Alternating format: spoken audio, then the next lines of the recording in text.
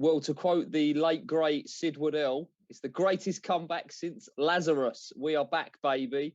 Clark and Ball back one time only for the RPGTV New Year's Day spectacular at Towcester. I'm Dave Clark. He's Tony Bullen. And what a way to kick off 2022, Mr. Bullen. Yeah, fantastic night's racing, Dave. I mean, they was inundated with entries. They could have put 22 races on, but they've got 11 quality races. People like variety, and we've certainly got that at Towcester. Yeah, 150 entries, as you say. I'm sure they probably weren't quite sure. I mean, it's not really been done before, a big night on New Year's Day evening, but we look forward to it. 11 races, you say, absolutely brilliant. £500 the winner each race, and we're going to fly through and hopefully find a winner or two. We'll kick off then. Race number 1, 7:10, which is the RPGTV Maiden. And how do you see it, Tony? We're going to see a short price favourite in the red jacket?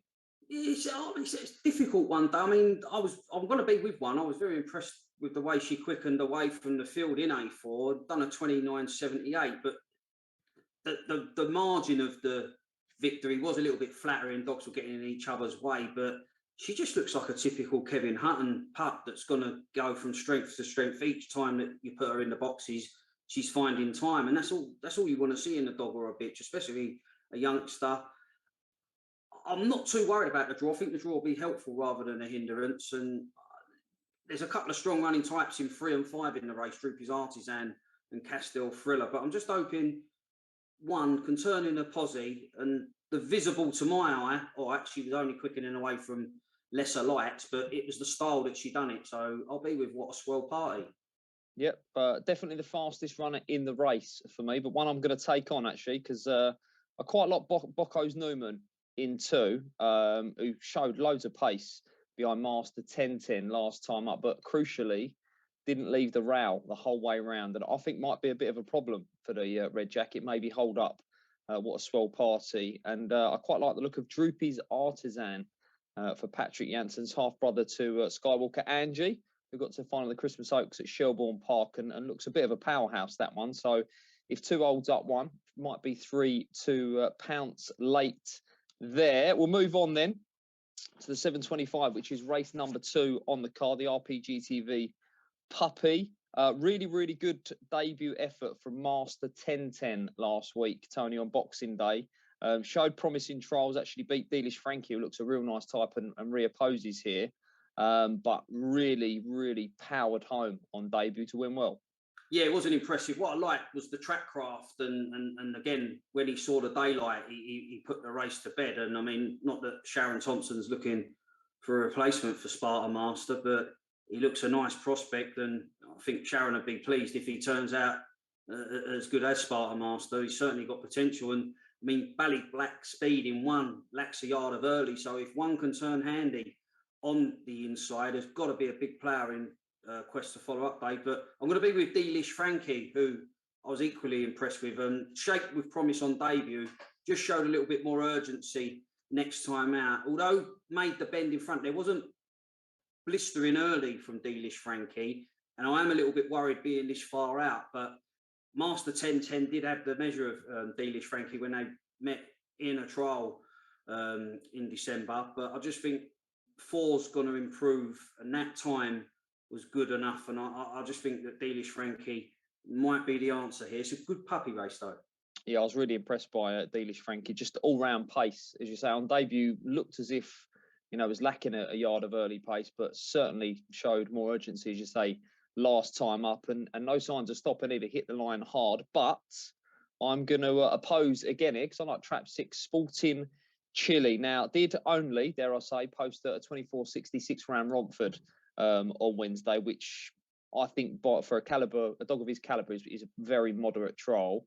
But I was really, really impressed by the manner in which he held off Son of Spoofer, who was really well punted in a 7-1-2 maiden and looked a strong type, turned second to Sporting Chile and couldn't get to him. And if he gets off the front, might go well. I expect sort of 2 and 4 to be ahead of 6 in the betting. So hopefully it might be a bit of a price. Farney's Calypso in 5 doesn't look the quickest into stride here. So I like the stripes. Hopefully get a fast start. Catch Me if you can. Right, we move on to race 3, which is undoubtedly one of the races of the night. It's the RPGTV Bitches. Remember, all these races are monkey, 500 quid to the winner. And just going down the card here, Tony, we've got some real top quality bitches on show. Lights Out, Brighton Bell champion in 1. Derby Plate 3rd, Fat Boy Storm on the comeback in 2. BGBF British Bred Derby champion, Fabulous Azura in 3. Last year's Oaks champion in 4. And then you've got Oaks semi-finalist, Produce winner. She won on Derby final night. She was a finalist in the Sovereign Stakes as well in 5. And an Anniversary Girl's no slouch either in 6. So what a race this is. Yeah, what a race indeed. I mean, Fabulous Azura was very impressive at Sheffield. I mean, been a little bit inconsistent at the start, but she's now a bitch that's got confidence under her belt. And if getting off the front would be a massive runner, but will she get off the front? And the more I looked at the race, Dave, I mean, Ballymac Trent won the 2020 Oaks at Swindon, won the Juvenile, has been a real standing dish for Connections, and Empress finalist. But Pocket Lola's got brute early pace. I mean, beat the likes of Bocco's John Joe and Havana Class in sprints, and look at that strike rate. But the bitch that I'm drawn to, when you look at a race trying to find the leader, well, when you've got Lights Out in, forget finding the leader. Let's find the finisher that's going to try and pick her way through. And I mean, early in her career, there was calls for her to be marked, and like she was awkward. But I mean, you'd like 10 of her in the kennel, Dave, because they're thrilling. I mean, the way she won the Brighton Bell was mightily impressive. And you're just looking over your shoulder, whoever you are, if you're a Pocket Lola, Ballymac Trend, Fabulous Azura, Anniversary Girl, or Fat Boy Storm, the race is never over until you've crossed the line with Lights Out. And I think the race could be run to suit Lights Out. Yeah, absolutely. She's been a great bitch, a real powerhouse, and one of them that you can never really write off. Although I will say that I don't think she's been seen at her best around Towcester. She's only had a couple of races round there. And she will need luck in running. There's no two ways about that. Come that 3rd and 4th bend, she's probably going to be switching inside, outside, looking for racing room. And I'm going to be with Pocket Lola. I think gets off the front here. That Sovereign Stakes final was the first time she's ever been beaten around Towcester. 2 wins over 500 metres and 2 wins, I think, over the sprint trip, and then she got beaten in the final. So she's 4 out of 5 at Towcester. And I think it'll be catch me if you can. She's got massive early, and I'll take a chance with her. But you know, I don't think you can ever get stuck into anything against Lights Out, can you? Because, you know, she's capable of beating anything on a day. Of course she is. Yeah, I'll take your angle with that. I mean, but Lights Out, I mean, when she ran in the Hunt Cup, I mean, she gave Suleika's Pippi a cold. Like, Suleika's Pippi was bowling along in front. Lights Out loomed alongside, took lengths out of Suleika's Pippi. She can do that to any dog. And I think she was all the rage in the next round, but she's so inconsistent in that regard. But I think she's just the bitch that's tuned on at the moment. And if she gets her sights set on one of them leaders, watch out. Yeah, for sure. Fascinating contest, that one, revolving around what sort of run the top gets. Right, we move on to race 4, which is the 755. It's the RPGTV winner of 1, and quite a strong selection here for me, actually, because I fancy the Orange Jacket, Distant Archie, who's a half-brother to Kilmore Lemon. He's got bags of pace, and I think he gets off the front. How do you see it?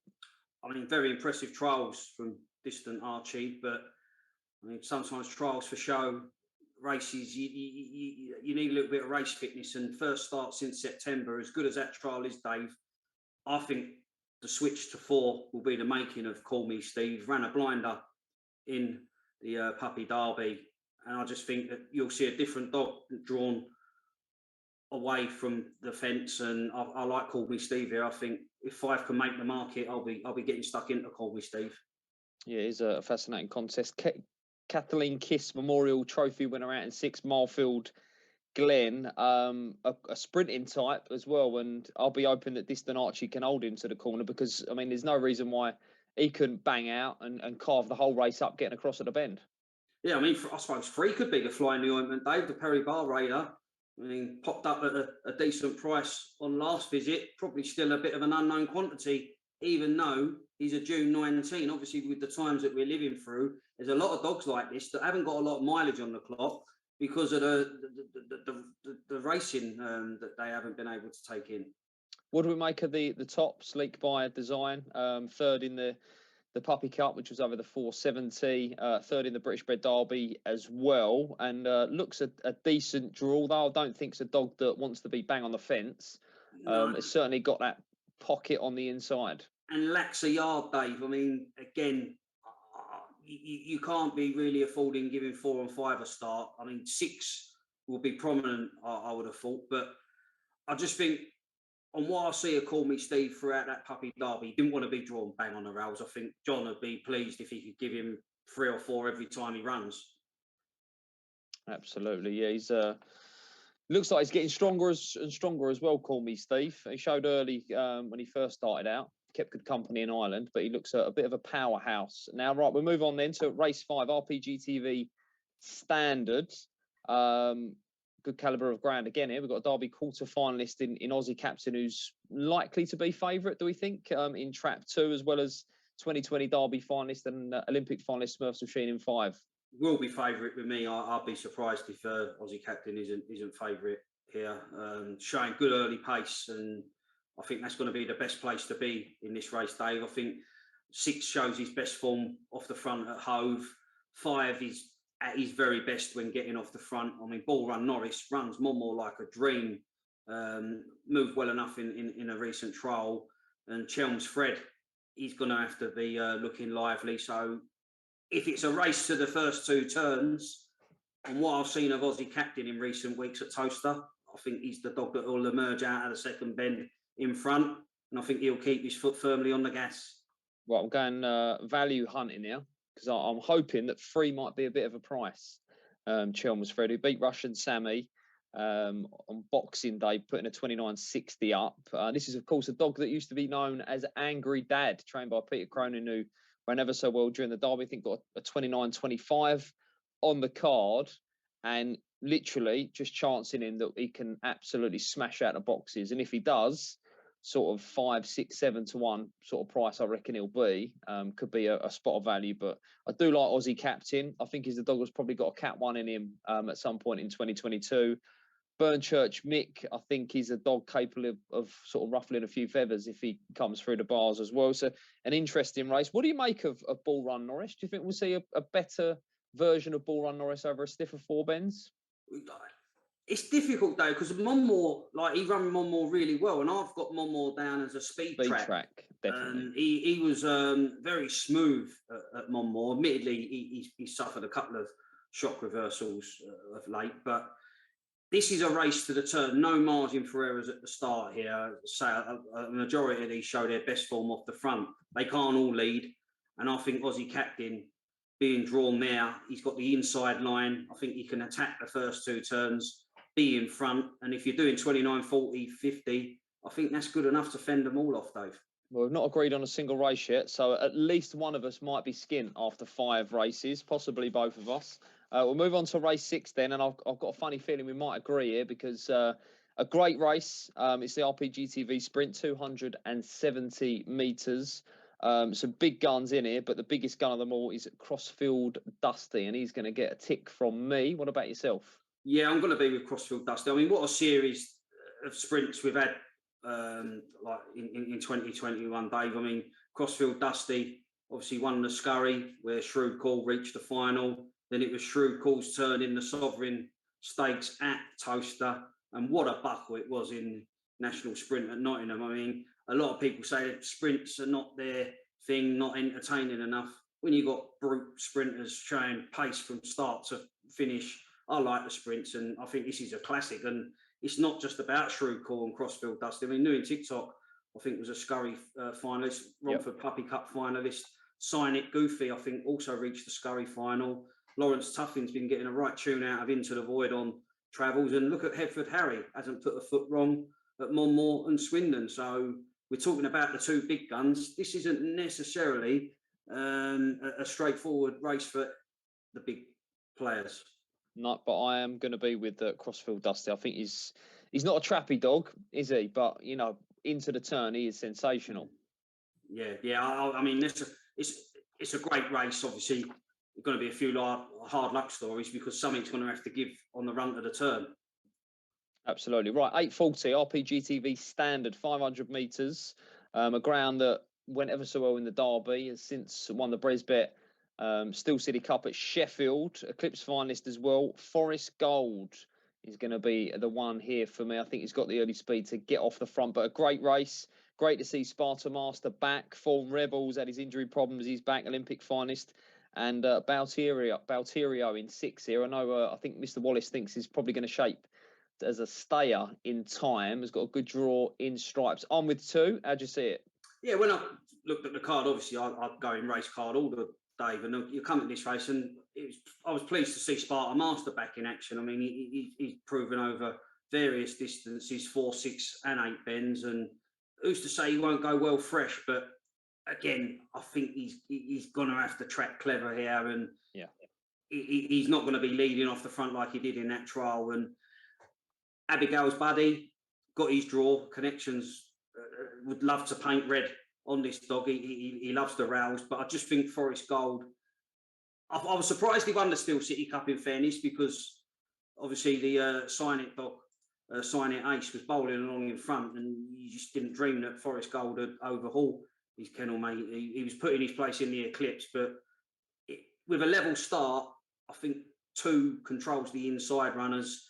And then you're looking at the finishers, Baltiero, Steel City Cup finalist, and Form Rebel. He's returned in decent shape. I mean, Connections would be pleased that he ran so well in the Olympic. Quarter-finalist in the Derby, I think.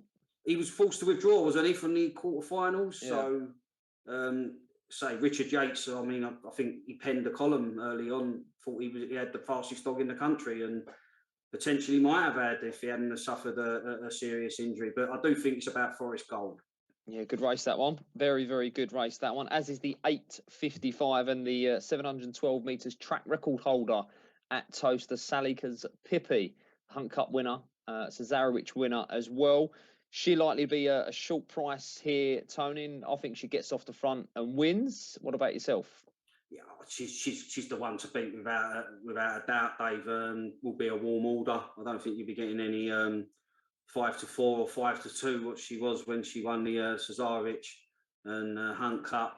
She's got a combination of early pace and staying power, Dave. And I think Peter Ander's bitch, she'll just break their hearts by keeping up a strong gallop. Southfield Co's been a good dog for Connections. I thought he'd kind of gone off the ball. We might have seen sort of the last of him at top level, but he's come back with a few good wins. Yeah, he has. He's a consistent. Even when he throws in a moderate run, he still makes the frame, and he's been a real money spinner. I think he first arrived on the scene Central Park. He was thriving. No, but a 6-4-2, yeah, absolutely. Yeah, he was really tough to beat round now. Nightingale Don's always been one of those dogs that's hard to catch right. He's got the ability when everything clicks into place. Esky obviously caused a bit of an upset in a lot less demanding contest, and this is a massive step up in class. Sweetleaf, again for Lawrence Tuffin. She's a bunny bitch. I mean, she has got. She's the fly in the ointment, right? Because if she went smash, you know, she stayed as well. Without a doubt. And I Am's a Dream. I mean, I thought looked home and hose, but Antigua Lava proved too strong in that Hove competition. Yeah, absolutely. So 2 votes for Salika's Pippi there in the 8:55.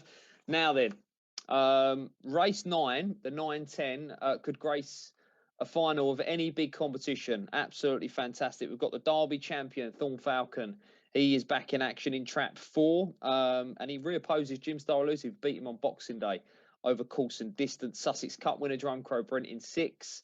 Birmingham Cup winner, Candyman in 5. Sign It Ace, who is just a machine. Eclipse, Select Stakes, you name it. He's had a fantastic year, brilliant strike rate. And what a dog Droopy's addition has been for Connections as well. Just a word on the calibre of dog lining up here first, Tony.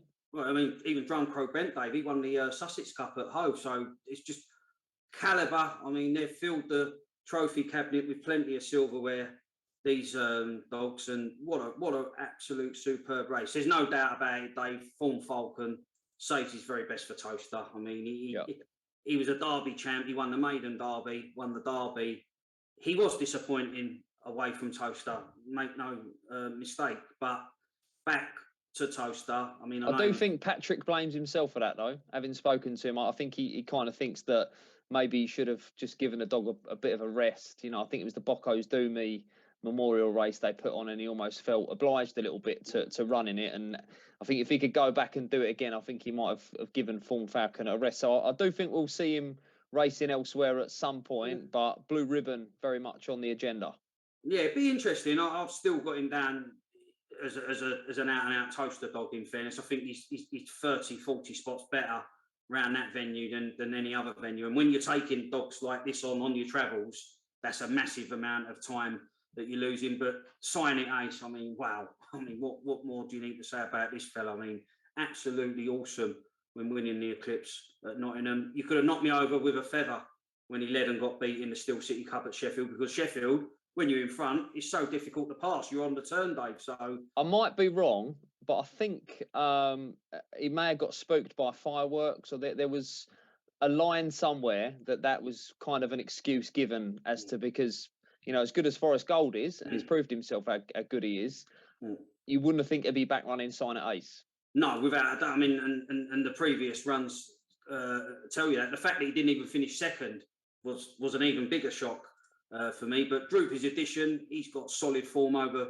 4 and 6 bends. Jim Star Elusive, I think he's one of those dogs that you've always liked, Dave. He's had a stop-start career, had his injuries for sure, but John got a tune out of him. John sort of stepped him up in distance because he could get off the front against those bend dogs. And I mean, he's shown what he's capable of. He's beat Fawn Falcon, but I think too, if he gets it right at the cans, I mean, he didn't in the trial, but I think if he's got that out of the way, returning to Towcester, that missed break, if he starts on terms, he's going to take the world of beating, even though it's such a good race. But, you know, that's why you trial, right? To iron that out, that switch. Exactly.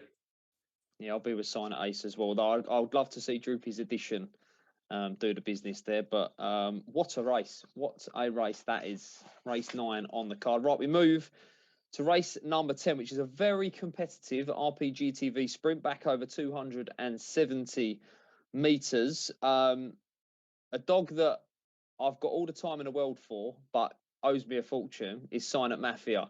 To the corner, I think he's easily one of the quickest dogs in the country, but he's pretty poor at braking. And I've watched him a couple of times around Towcester, gone back and watched his efforts, and he's not been great at the boxes, and he really wants the inside rail at the turn, which is just disaster here. So I'm going to reluctantly, and I mean reluctantly, oppose him here. Before I give my selection, how do you see it, Tony? Well, I'm going to be with 6. He is a bit of an enigma at the boxes, and for a sprinter, that is frustrating. But I'm hoping the bookmakers make us an offer we can't refuse, Dave, because I'm hoping that the price is there, because you know you're backing a very fast dog in Sign It Mafia. Look, as the hare passes the traps, he could flop out 5th or 6th dog, and you know you've done your money, because it's not a long run to the turn at Towcester. I think like a long run to the turn, the old Wembley, this dog would have thrived at the sprint. Oh, he's a machine. At Wembley, but I'm going to be with him. But I mean, Salakers Lee's running well for Peter Harnden. Blast Off Mason, he's enjoyed a bit of a confidence boosting win there at Hove. I know it was a bit of a messy race, 16:58. I mean, wouldn't be pulling up trees at Hove. And Max Malibu, I mean, he's competed at the highest level. So this is a wide open contest. Yeah, the Blast Off Mason dog, I do like him. I want to see him at Romford, actually, have a go at the Golden Sprint. He's not for me, he's not really a 2-bend dog, although he's lowered the colours of some of the best sprinters in the country. Salakers Lee, good opportunity here. And if coming away like he did last time, definitely have a big chance here. But I just worry about switching from that middle draw, having flashed out like he did, to the inside. Easily a chance that 1 and 2 might come together at the corner if 1 doesn't fly out. 3 is definitely better than the strike rate, although it's not going to be in my selection. I'm going to go with 5 here, Farron Patsy, who's been showing good pace. If 6 misses the up, we'll just get a lovely run round the outside. Max Malibu, keep a straight-ish line, maybe head inside a touch, and I think we might get a bit of a price here out of Seamus Gordon's Farron Patsy, who's 9 from 27. Has got a 15.80 on the card, and if there's crowding, that'll be plenty good enough. So hopefully, will be a bit of a. What sort of price do you make Farron Patsy, Tony? I think you'll be getting 4 to 1 plus, Dave, easy. Yeah, I was thinking 4, 5, 6 to 1. So that might be nice. Right, the lucky last there, which is the RPGTV Stayers, 9:40 is the final race. I like Burgess Elite here. I think it's got the speed to get off the front, although I'm very, very scared of 3 Blueberry Bullet. How'd you see it? Yeah, I'm with 3.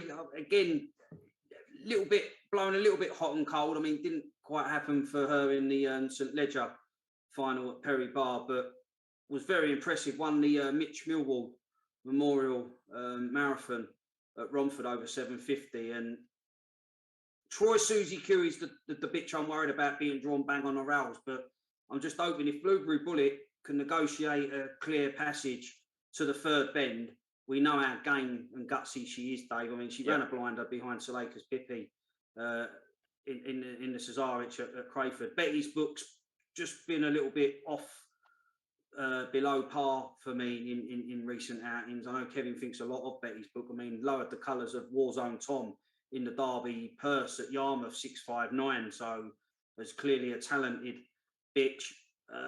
I would probably play here. I'll probably do 3 to beat 5. Chubby's Dub, who tends to sort of run well without winning.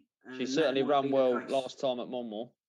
Yeah, again, I just think she's one of those, like, she turns handy sometimes and you think you're going to win from there, and then you see her coming from way off the pace. So I think she's a full cast play here, though, 5. I think if 3 can look after herself with the third bend, 3's race to lose, and 5 might be a bit of value. Yeah, for sure. I'm going to be with 4 off the front, but if 3 gets a run, should be very, very difficult to beat. Right, I'm going to put you on the spot now, Tony. I've not told you that I'm going to ask you this question, but what's the nap on the card? What's the best bet if you were tuning in to RPGTV or going to Towcester on New Year's Day evening? What's the bet? What's the play? Call me Steve in the 7:55 race 4, Dave. I just think the middle draw will be the making of the dog, and hopefully that comes to fruition in race 4. All right, lovely, good stuff. Call me Steve for Tony. I'm going to go with Farron Patsy in that sprint. I think might be hopefully be a bit of a price, and that has been a load of Clark and Ball. It's a fantastic car. It's a one-off comeback for us. This was something, Tony, that we just kind of started when I think we were still in lockdown, or people weren't perhaps comfortable going to the track. Just a free bit of content that we've put out in our own time that hopefully people can enjoy. Yeah, it was good. I mean, we put up a few nice price winners as well. A couple of the anti-post competition. I think we King Louis in the Nottingham event. A few crossbar jobs. But this game's always been about opinions, Dave. Some opinions are valued, some ain't. But it's that's what makes the game a bit fun sometimes. And maybe we'll even roll out our northern correspondent John McCallum at some point in 2022 as well. As ever, Tony, it's been an absolute pleasure, and we look forward to Towcester on Saturday night, which is of course New Year's Day. Cheers, Dave.